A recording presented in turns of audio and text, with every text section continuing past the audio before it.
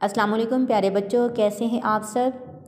जी बेटा, मज़मून इल्म के फ़ायदे वो हमारा जायज़ा हो चुका है। आज हम करेंगे इल्म की शम्मा।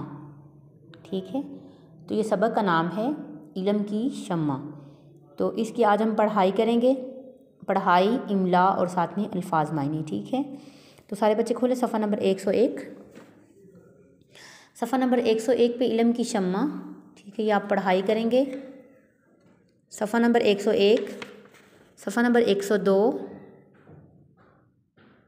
सफ़ा नंबर 103 और सफ़ा नंबर 104।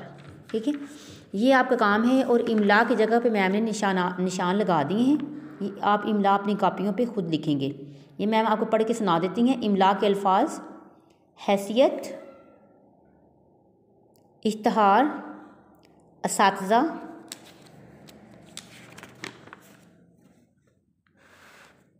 निछावर, तकलीद।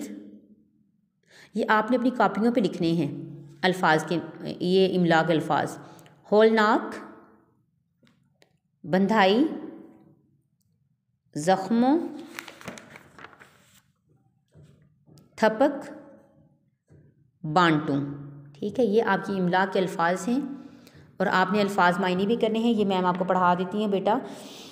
चिनार, एक दरख्त जिसकी टहनियाँ सुर्ख होती हैं। आरास्ता करना, सजाना।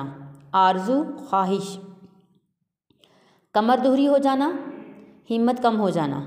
बोझ बांटना, ज़िम्मेदारी में हाथ बटाना। सबील निकालना, रास्ता निकालना।